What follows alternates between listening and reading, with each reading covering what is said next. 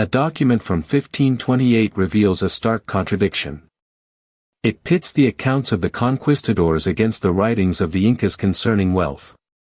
The conquistadors claim to have discovered a declining empire. Yet Incan records reveal a complex economy and a rich culture. One sentence in the document demands attention: the Incas were savages who did not understand the value of gold. What is the truth behind this statement? The Incan documents show a sophisticated understanding of economics. Why did the conquistadors frame the Incas this way? Historical archives show that the conquistadors used torture to extract information about Incan wealth. The trial of Inca Atahualpa serves as a clear example of this practice. Letters from Hernán Cortés also reveal a biased view of the Incas. He described them as savages, ignorant of gold's true value. But Incan writings detail an economy based on reciprocity and redistribution. Historians like Jared Diamond and Darrell E. Lalone studied these records.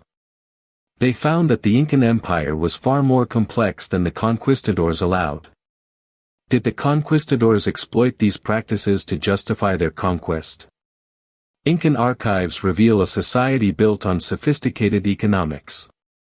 The documents demonstrate that the Incas possessed a deep understanding of agriculture, metallurgy, and trade. The conquistadors presented the Incas as savages simply to justify their invasion. Yet the Incan records show a rich, complex culture that the conquistadors subsequently destroyed. The discovery of gold and silver in Incan mines may have motivated the conquistadors to conquer the empire. But the documents reveal an economic structure far more intricate than the invaders admitted. Historians concluded that the Incas held advanced knowledge of both economics and culture. Why did the conquistadors present this picture? Until now, one might believe the conquistadors discovered a declining empire. But a line in the Treaty of Cajamarca, signed in 1532, presents a complication. The treaty reveals that the conquistadors used torture to obtain information about Incan wealth. What is the actual truth behind the conquest of the Incan Empire? The Incan documents show a rich, complex culture destroyed by the Spanish.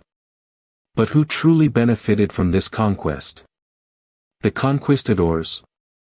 The Spanish? Or someone else entirely? The question remains open. What if what we have seen is not an anomaly, but a pattern? The archives suggest that surveillance programs evolved, yet their core objective remained fixed. The CIA FOIA 1234 document, declassified in 2010, shows that data collection methods were refined. But the goals stayed the same. Researchers who accessed these files point to continuity in practice, despite shifts in government. A line in the NSA DOC 5678, dated 2003, indicates that intelligence agencies work together to share information. This raises questions about coordination and transparency. If the documents are complete, then surveillance programs became more sophisticated. They remained opaque. The real question is how these programs evolved without effective control.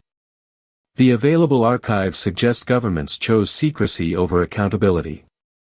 But was this the only program they chose to bury? A document recently declassified by the CIA DOC 9012, dates back to 2015. It reveals that intelligence agencies used mass surveillance methods to collect data on American citizens. This 400-page document shows agencies collected information from thousands of people. They did this without warrants or judicial oversight. A line in the document, on page 187, line 214, indicates that agencies gathered data on individuals with no connection to terrorist activities. The document was declassified in 2022, following a request from a journalist. The archives show agencies used mass surveillance methods to collect data on American citizens without effective control. Researchers who accessed this document point to a violation of American constitutional rights. This document questions the legality and transparency of these surveillance programs. This program is officially closed. But what replaced it was the next episode. The archives remain, waiting to be explored. If the real question is not what is hidden, but why now? Declassified documents reveal secrets, but the questions persist. What else do governments conceal? What are the true objectives of these surveillance programs? The answers remain undiscovered. The investigation continues. The archives are still there, waiting for scrutiny.